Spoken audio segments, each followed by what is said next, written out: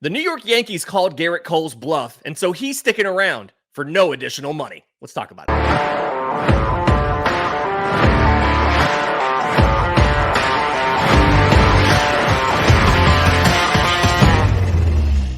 Yes, welcome on in to First Pitch for Tuesday, November 5th, your source of news, notes, and updates on Major League Baseball. I'm your host, Lindsay Crosby. Follow me on Twitter at Crosby Baseball. He's Christian Rauh, Christian S. Rauh, R-A-U-H on the Twitter machine. And Christian, there's a lot of stuff to get to from yesterday. Free agency has officially started as of 5 p.m. Eastern. Option decisions were due. Qualifying offers were due. We saw some surprising decisions in both of those. But before we get to those, we had a follow-up on yesterday's show. We talked about Gerrit Cole opting out of the remaining 4 years and $144 million on his deal with the New York Yankees, and they had to decide whether or not to give him an additional year, 2029, at $36 million to automatically keep him. Per Jeff Passan, they're not doing that, but he's also not leaving. He will remain with the Yankees on the 4 years and $144 million. I don't really know the logistics of this. Is he signing a deal for that exact amount? Are they negotiating maybe adding a fifth year at a smaller salary?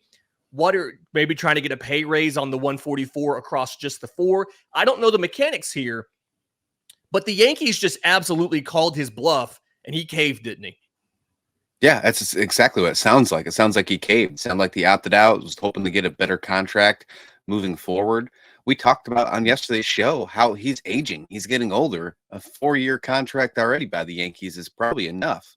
And if they were going to decide to keep that, we thought it was in the best decision for the Yankees to let Cole walk. We all understand how great Gerrit Cole, a pitcher, is, but talking about those years at the back end of that contract are going to be questionable. We've seen it with great pitchers right now, going on with Max Scherzer, with Justin Verlander, with people like that, who admittedly are a little bit older, but yes, same. We're going to be situation. in that same situation, right? So it's a confusing time. But what I do think is going to happen when all the dust settles is we're probably going to get somewhat of a adjusted deal where maybe the money is pushed towards the back end, so they have a little bit of more cash to work with in the earlier years here, Lindsay, and that's going to help them maybe add a guy like Juan Soto. Just those little extra dollars might help just push that over the edge. So I'm guessing that's where it's at. I'm guessing that opt-out was for a fact of Cole trying to test free agency. Didn't work the way that he planned it, but it does make you question, because he is a Boras client.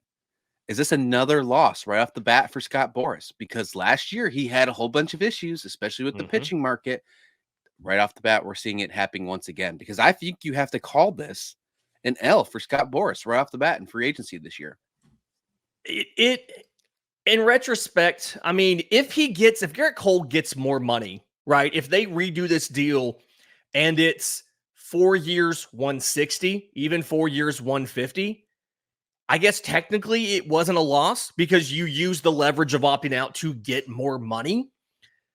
But it does feel like it was a little bit of a, maybe you overvalued yourself or you overestimated how desperate they would be to keep you, I think is kind of what it is. And just to kind of clarify people, and we had this come up in the YouTube comments yesterday on the show, we're not saying Gerrit Cole's not a good pitcher.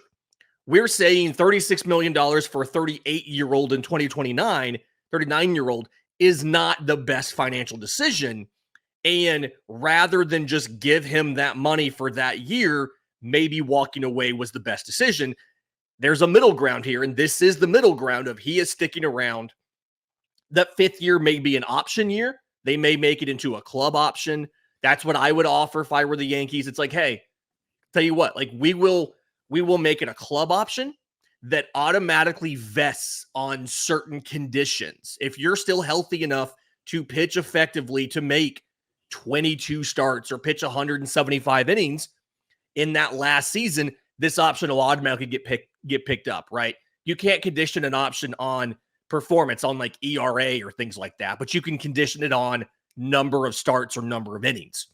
Maybe they put in some incentives and some escalators in here. Hey, the default on this option is X amount, but every fifth start you make the season before it goes up or something like that. Like maybe they find a way to do like that where they can get the insurance of if you're still effective, if you're still able to go out and post, you'll get the money. But I very rarely agree with management, right? I am a player person. I want the players to have all the power possible. Kudos to Cole for trying it. I do think this was the right decision for the Yankees to not cave and just automatically add a $36 million salary that year. We gave the list yesterday. Everybody else on the list who has a guaranteed salary that year, with the exception of Aaron Nola, is significantly younger than Gerrit Cole. And I do think it just seems kind of folly to guarantee a pitcher a $36 million salary that far in advance, that late in their career. Yeah, I agree. I'm with you on that one. I am going to go a step further and say I think that the Yankees shouldn't even have offered the contract. I know they offered it in the past. And this is the exact same contract that we're dealing with in the past, but they had an option. They had a way to get out of that contract and move forward. When you look at the pitchers in the free agency market right now, when you look at the priorities that they need to be chasing right now with Juan Soto, I think that they should have moved their priorities a different direction, maybe had a reunion with Cole later on at the end of the offseason. They didn't have to make that decision today. They just had to make the decision for that contract little note in yesterday's decision makings, which they really didn't even have to make that decision. They didn't even really make that certain decision, Lindsay. They went back to the old one. So I'm going to go out on a limb here and still remain with my take from yesterday. The Yankees made a mistake by signing Gerrit Cole. Yeah, or however they're keeping him. We don't know what the logistics are here, but I will say this is kind of a free agency signing. I don't know. Right, it's true. It does. Is that the first one? That was a big question. Like, was he a free agent for just a few minutes in time? It is really interesting. Is he really technically a free agent right now because they didn't follow the rules of the old contract? Are they making a brand new contract? Because what was really just put together was the Yankees are planning on staying together with Gerrit Cole. That was the words that were coming out across social media. So it is really interesting to see what is going on with Gerrit Cole. But I will say this, all of this conversation we're having right now is null and void if they win a World Series in the next 4 years. It doesn't matter. But if they don't win a World Series in the next 4 years, when Gerrit Cole is on this pitching staff and a big part of this pitching staff because he's getting paid nearly $40 million a year to do so, then we're going to look back at this moment in time and see what pitchers they missed out on because they decided to sign Gerrit Cole to continue on with his career as a New York Yankee and wonder what could have been. And I'm sure New York Yankee fans will love to talk about what could have been because they've been doing that for the last decade, waiting to get back into that World Series moments. So it will not matter whatsoever if they win the next 4 years. But if they don't, Lindsay, this is going to be a conversation we have for a very, very long time. Last part of the Gerrit Cole conversation before we move on is the fact that some of the other major pitching free agents on the market in Corbin Burnes and Blake Snell, the fact that if you were to move on from Gerrit Cole, your best options to replace him are also Boras clients. Do we think that had a role in the decision to just, we're going to stick with Gerrit Cole on the original deal and we'll negotiate something a little bit better, because the only option you would have had for a frontline starter to replace him in free agency that wasn't a Boras client was Max Fried? Yeah, that's an interesting question, but I will say this. If you acted like you had to sign one person that's on your squad that's a Boras client because you couldn't get somebody else, then you'd never sign a free agent because about 85% of all big names right now are Boras clients. So Juan Soto is also a Boras client. So, right. I guess just letting Gerrit Cole go may have, hurt your chances with bringing Juan Soto back. And that probably has something to do with it, I'm guessing. Yeah, I agree. But I will say this, that the Yankees didn't start this motion. It was Gerrit Cole that started this motion with his opt-out. So I think they still had an opportunity to go ahead and, in a respectful business decision, walk away from this deal after Gerrit Cole did what he did. And I don't think it would have affected how Boras handled the rest of the free agents, with the New York Yankees in 2025. But it doesn't matter now. We are going to have Gerrit Cole, and I love Gerrit Cole. I think he's a great pitcher. I'm excited to watch him continue to pitch. I'd like to see him try to find a way to get the Yankees back to the World Series and win the World Series, because I'm sick of hearing that narrative of the 2009 thing over and over again. I'm sick of that. So I'd like that to happen. I just don't think it's the right decision once we get towards the end of that contract, because they're at an inflection point with all those baby boomers coming up. Now you're going to have to shift. You're going to have to go in a different direction, and it might go back to the old ways where you start trading some of these prospects to bring in some guaranteed major league talent to make sure that this team is ready to perform and contend in 2025, 2026, instead of worrying about 27 and 28. Yeah, I do think the Yankees have a lot of holes to fill as far as the infield's concerned. A lot of different things to figure out. Okay, so yesterday was the qualifying offer deadline. 13 players received qualifying offers, if my math is right. Obviously, I don't think very many of them are expected to accept it. And almost no players do. Every now and then somebody will. The whole idea here is I think it's just over $21 million. If you decline it and you sign somewhere else, your team receives a draft pick and compensation based on their status of receiving revenue sharing, paying into the CBT, things like that. Here is the list. Juan Soto, New York Yankees. For Baltimore, they had 2, Corbin Burnes, Anthony Santander. The Mets had 3, Pete Alonso, Sean Manaea, Luis Severino. Willie Adames got one from Milwaukee. Alex Bregman got one from Houston. Max Fried got one from Atlanta. The Dodgers gave one to Teoscar Hernandez. The Boston Red Sox gave it to Nick Pivetta. Christian Walker, first baseman, got one from Arizona. And Nick Martinez got one from Cincinnati.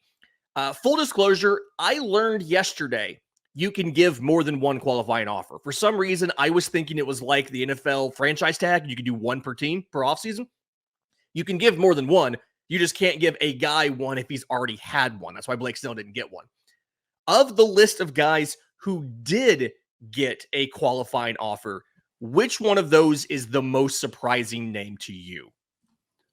I have 2, but I'll stick with one here. And I think Nick Martinez was my most surprising for the Cincinnati Reds. Yeah. When you look at the season he's had, it was a very impressive season, but it's just not a name that you were thinking of when you thought of, names to be qualifying offers. I think he has a strong chance to agree and keep that qualifying offer for, the $21 million. Nick Martinez had a great year last year, but it was back and forth between the bullpen and the starting rotation. He went into the starting rotation after the Frankie Montas trade and stayed there for the Reds. But when he stayed there, he was great. And, when you look at the rotation for the Reds moving forward with Hunter Green, Nick Lodolo, there's a lot of really nice pieces, and adding in a guy like Nick Martinez on a $21 million contract, I just didn't see happening for the Cincinnati Reds. But I think it's going to be a really interesting piece for them in 2025. I would say that out of all of them, I think he's going to accept. What about you? Who's your most surprising?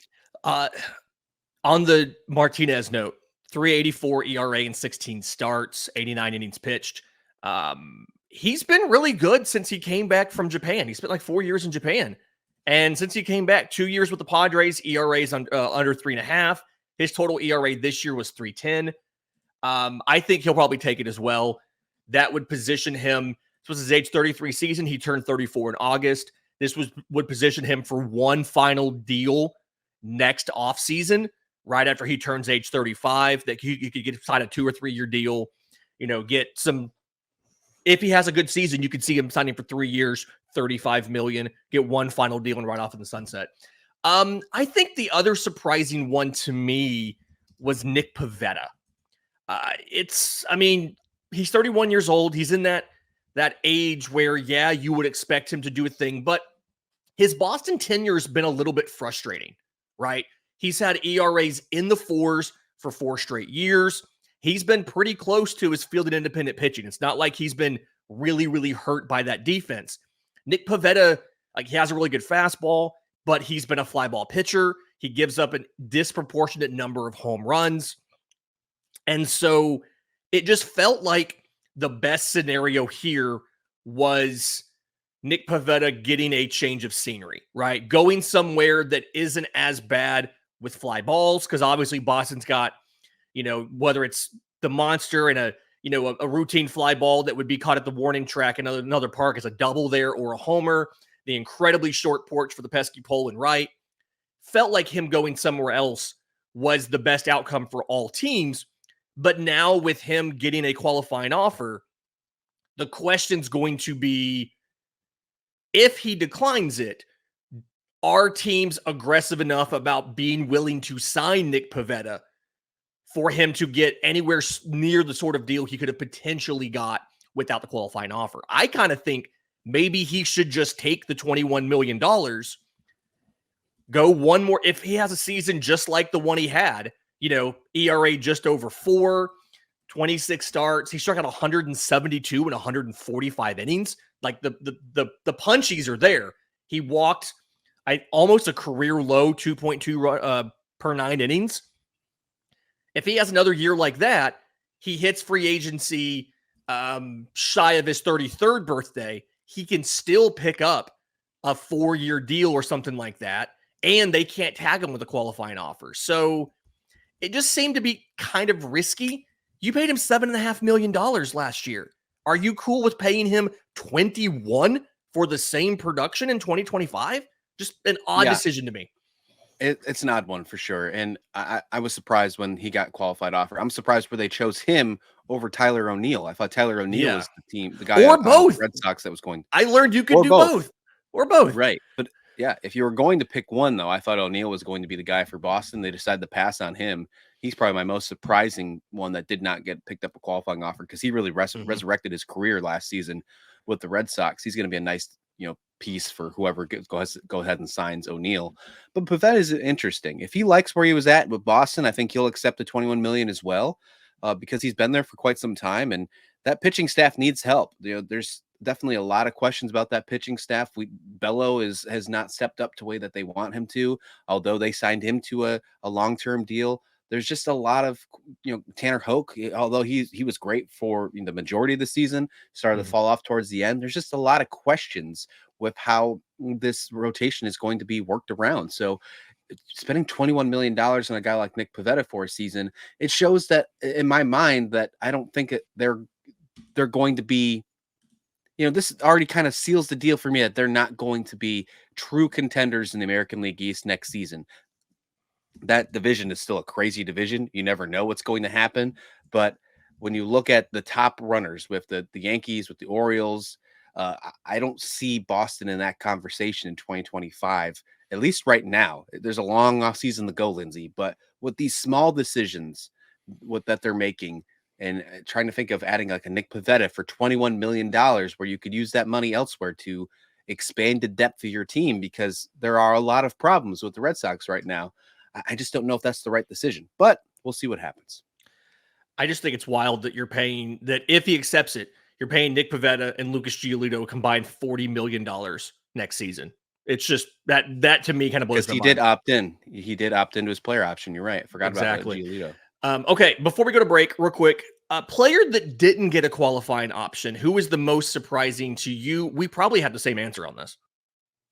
Yeah, I mean, Tyler O'Neill is one that pops up right off the bat, just talking about Pivetta, but just based on recency bias and what we saw with the World Series, Walker Buehler's got to be in that conversation for me. Yeah. I think he has to be. What he did in the World Series, and I thought he was going to remain a Dodger because of that. They went with him. They saw his moment. They saw it was a perfect timing, and I thought that was going to help him stay with the Dodgers. Now that still might happen, but not at $21 million a year, which might be a good decision for the Dodgers, because they've done great in free agency in the past. So I'm not going to say that they've been mismanaged in any way, shape, or form.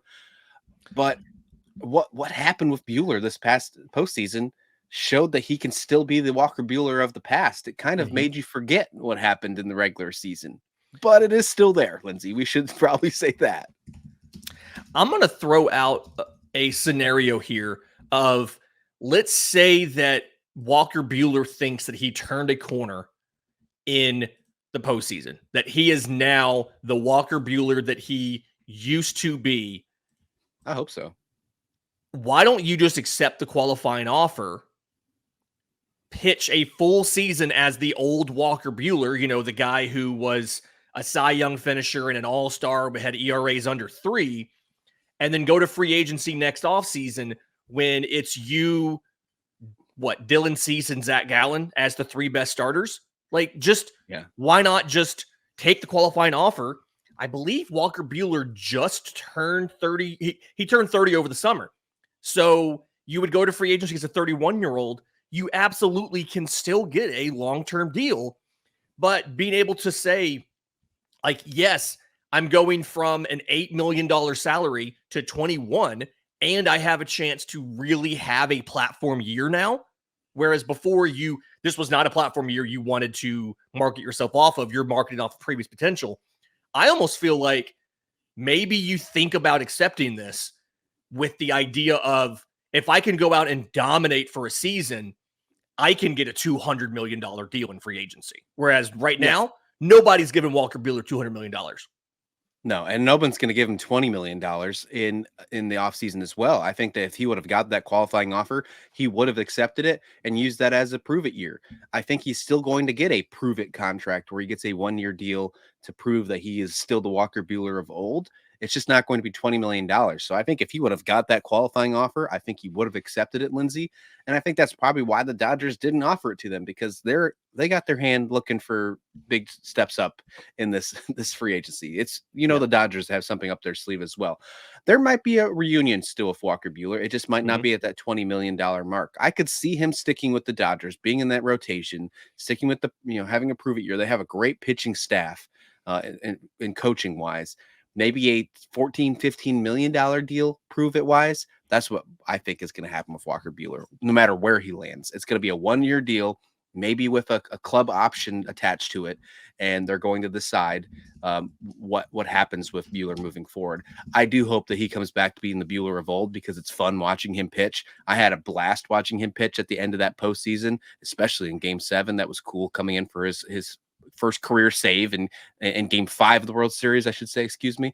But it was just very fun, and I'm really hoping that he can come back to his old Walker Buehler, because that's what baseball needs. That we need good pitchers, and especially young pitchers like that.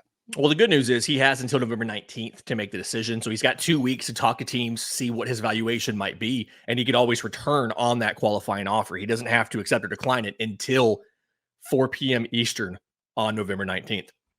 Let's get to the option decisions, but real quick, today's episode is brought to you by our friends at Encase Cards, custom card manufacturer. Encase Cards takes the source photos from you for whatever it might be. For me, it's U Sports. It could be maybe your kid's a musician.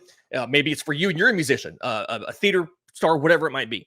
They take your source photos, their artists personalize it for your child. For me, again, U Sports. So they put on there the team name, the position, city and state, all of that good stuff, stats on the back. And then they print it on high quality cardstock, slab it, and ship it to you as a keepsake. Check them out, ncasecards.com. That's ncasecards.com. Okay, so option decisions were made yesterday, and there was some very surprising decisions on both sides. I think one that's actually not that surprising. Clayton Kershaw declined his $10 million player option. He's already said he's going to retire with the Dodgers. This is just, he's having surgery. I think he's having toe and maybe it's knee surgery. But this is something they can see where he is in the offseason. He'll sign a new deal. In the meantime, they don't have to carry him on the 40-man roster. But the Atlanta Braves declined the $8 million club option for catcher Travis d'Arnaud. How surprising was this? And given the lack of high-quality catching on the market, do you think there's a possibility that teams make a run after Travis d'Arnaud now? Yeah, I do think that's the case. And there's one team that sticks out to me like no other, and that's the Chicago Cubs. I think we're going to see Travis d'Arnaud potentially be a Chicago Cub when it's all said and done. But yeah, it's a little surprising if he decides to stay and continue to play baseball and not retire, because he is a little older. I thought that he was a pretty much of a shoo-in. Sean Murphy didn't have a great year. He was injured for the Atlanta Braves for most of the year. And then there is a prospect coming up in the booths with Drake Baldwin, and potentially looks like he's going to be on that roster, or at least battle for a spot in spring training.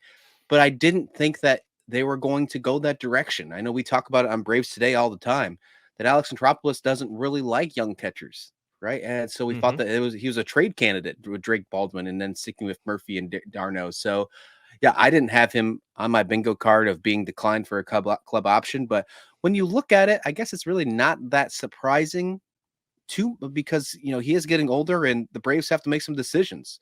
But I will say this, it sounds like he's a perfect fit for the Chicago Cubs if he decides to stick around and play some more baseball in 2025. I could see them doing both Max Fried and Travis d'Arnaud together. I will Oh, say, I think Max Fried was the only one of Atlanta's starters who had a better ERA throwing to Travis d'Arnaud than throwing to Sean Murphy. Sean Murphy's, I think, if I remember right, the team ERA was almost a full run lower throwing to Sean Murphy, but Max Fried was the exception. He did really well with Travis d'Arnaud, so I could see them maybe being a package deal and the team bringing d'Arnaud in to be Fried's personal catcher. Not that I think Fried's asked for that. He's not asked for that, but I could see it happening. You sent me a text yesterday when these happened. The Orioles made some surprising decisions here. They declined the option on Danny Colum, but picked up Sir Anthony Dominguez. Is this backwards? Is this should have been how they were going to do it, or are we just surprised because it felt like you would have taken the season long consistency of Colum over the potential of Dominguez? no, I think Colomb they should have stuck with him. I do think it's backwards. I think he's one of the most interesting relievers is on the free agency market now. Mhm. His numbers were great in 2023, but in 2024 he had a small sample size, but he was still effective. He had a great walk rate. His opponent batting average was only 147, and you look at least 20 innings of work, Lindsay, because he didn't have a lot of work because of his injury, but across all major league pitchers with at least 20 innings of work last season, he had the seventh lowest among closers in baseball. When you look at Emmanuel Clase, he was eighth on that. So that's pretty interesting to think about. Has a good enough mix to get out lefties and righties, and always better against left-handeds. And without Colomb, the Orioles bullpen kind of struggled a little bit for those 3 months while he was out. So I thought he was the best fit for a lefty as an Oriole reliever. And you got to think that option wasn't very expensive for them to keep either. Guessing, maybe like $4.5 million. It was $4 million. Yeah. Like I would have rather paid him 4 than paid $8 million for Sir Anthony Dominguez. Here's the thing to me with Sir Anthony Dominguez. If you're a contending team and you're trading away a reliever, that should be a red flag. Like, Yep. The Phillies moved on from him at the trade deadline. The Phillies were at the time the best or second best team in the National League. Why are they giving up relievers and then trading for other relievers? That should have given you a warning to the Orioles. 6 of the 10 that trade runs. didn't work out for either side, Austin Hayes or Dominguez. No, but like it's just one of those things. So he gave up 10 runs for Baltimore. 6 of them were on home runs. He's a fly ball issue. So you're going to pick up the $8 million option. It just seemed odd to me to make the trade in the first place and then to double down by picking him up. A player that opted out that I'm kind of surprised here, Nathan Eovaldi of the Rangers, $20 million player option. I believe it vested because he completed 300 innings across 23 and 24. I know he's 35 years old, but is this something where Nathan Eovaldi's a lock to make more than $20 million next year? Or do you think this is something where he needed to get multiple years because he is now 35? I can see it. I can see both being true. I think he's going to get a little bit more than 2 years, and he's going to get more than 20 million AAV. When we talked about the Texas Rangers, there was a nice report that came out a few weeks ago. I believe it was Evan White. I believe that's his name, or Evan Grant. Excuse me if I can't remember. Dallas Morning News is Dallas Morning News. Yeah. Yeah. Put out a report saying that the Rangers are looking to get below the luxury tax level, but they want to use some of that money that they get. They move away from putting Eovaldi into a bigger contract. So it would be interesting to see what they do in that behalf. Maybe he sticks with the Rangers, but there are going to be some suitors that go after Nathan Eovaldi. And I do think that it's going to be a larger than 2-year contract, and he's going to get more than $20 million per year. He's a top 5 contender for top free agency, at least in pitching status for 2025. He's one of the top 5. One of the top 5. Okay. Probably 5, but he's up there. Yeah, he's probably 5th of 5, but he's 5. Yeah. I have to admit, when I saw that, my first thought was, I wonder if he can fit in Atlanta. And a little bit of cleanup here. He's 34. He'll be his age 35 season next year. He's only 34 right now. But I mean, he was an all-star last year. he's been pretty much the same guy. 3.72 ERA last year. 3 years with Boston, he had I think a 3.79 ERA. So mid-rotation guy, right? Could be a number 3, a high-end number 4, a back-end number 2, somebody who he's not going to start game 1 of the postseason for you, but if he's your guy in game 3, you're not worried about it. His fastball velocity was still in the mid-90s last year. Barrel rate was pretty decent, 7.7%. Yes, he gave up a lot of home runs with the Rangers. Globe Life Field is one of the more homer-friendly parks in the sport. So, I mean, I do think he's probably the most surprising, or I guess he's probably the one position best to give you the most value of that top 5 or 6 guys, right? Sean Manaea may be ahead of him for some teams, but I do think that Eovaldi can be the one who gives you the biggest delta between his performance and his cost. And to me, that's really attractive. And I would expect his market to be some of the smart teams that we really trust with when they go out and acquire pitching. It always seems to work out. Thinking about teams like Atlanta, who they went out and they got Chris Sale and Eduardo Lopez last year. One of them was a Cy Young. The other one had an ERA under 2 as a starter. Like, it feels like that's what this situation is going to be with Anthony Eovaldi. Yeah, hear me out. This could be a domino effect for the Rangers. We obviously know that Scherzer's moving on, that's going off the books, but Eovaldi could be moving on now. And I do think the fact that they're trying to get rid of payroll, John Gray's in his final year of a season, $12 million. He could be a trade candidate. Dane Dunning is a non-tender candidate. He didn't have a great season, but somebody could think they could fix him, former first-round pick, and $4 million out of him. This entire pitching staff could look brand new in 2025. It could be a domino effect for the Rangers. Yeah, it'd be interesting to see who leaves Texas. And I'm sure some contenders will be calling, trying to get some guys. My big question here, does Jacob deGrom get moved? To me, that's something I think they'd have to attach some money to it. But yeah, does Jacob deGrom think about? Yeah, but I mean, he signed 5 years, 185. He's owed $37 million. And I'm sorry, his salary in 25 is 40. It's 40, 38, and 37 for his next 3 years of salaries.